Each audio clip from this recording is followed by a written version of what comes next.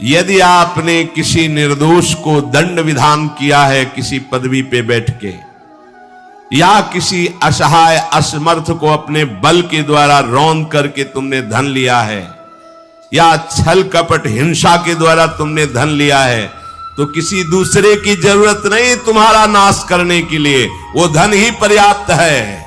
जो धन तुमने लिया है तुम्हें किसी दूसरे दुश्मन की जरूरत नहीं, वो धन ही तुम्हारा सर्वनाश कर देगा। देख लेना, खुद अनुभव कर लेना।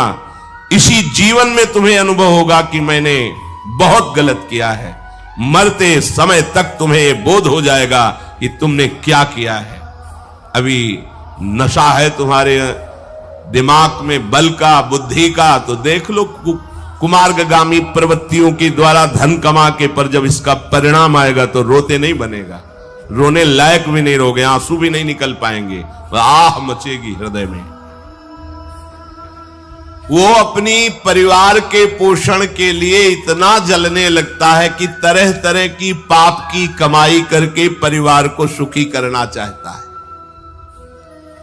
हे माता जी, वो धन वस्तुएं कमा के लाता है और उल्टा स्त्रियों के द्वारा संभोग आदि के समय प्रदर्शित किए हुए माया में कपटपूर्ण प्रेम को वो अपना जीवन समझ लेता है। बालकों की मीठी मीठी तोतली बानी में वो इतना फंस जाता है कि दुख प्रधान कपटपूर्ण कर्म करके उनकी कामनाओं को पूर्ण करना चाहता है। दूसरे बेटे का अपहरण करके उसकी हत्या भले हो जाए पर मेरा बेटा सुखी रहे। कैसे ऐसा हो सकता है? ऐसा कैसे हो सकता है? अगर किसी को तुमने 100 आंसू गिराए हैं तो 10,000 आंसू तुम तैयार रखो, तुम्हारे 10,000 आंसू गिरेंगे। तुमने किसी को अगर एक बार भी कटुवचन बोला है तो 10 बार तुम्हें कटुवचन सहना पड़ेगा।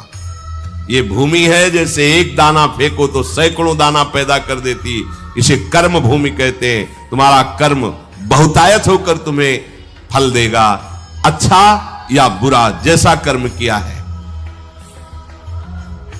अब वो सोचता है कि धन के द्वारा हम अपने और अपने परिवार के दुख का नाश कर लेंगे।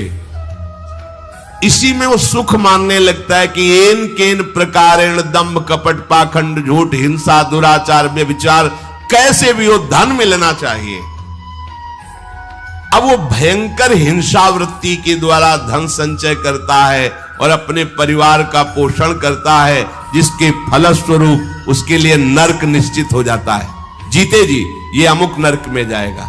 जैसे कानून है, आप हत्या करोगे तो अमुक केस लगेगा, उसका परिणाम आपको फांसी या आजीवन सजा, ऐसे पहले से निश्चित है। ये कर्म करोगे तो आपको ये नरक मिलेगा, ये कर्म करोगे इतने कल्प तक। वहां वर्ष नहीं चलते, कल्प चलते। स्वयं तो उनके खाने पीने से बचे हुए जूठे अन्न को खाकर सुख पाना, बच्चे का जूठा, परिवार का अच्छा लगा, मेरा परिवार, और वैसे ही दूसरे परिवार का नाश करके हिंसा करके वो धन कमाता है।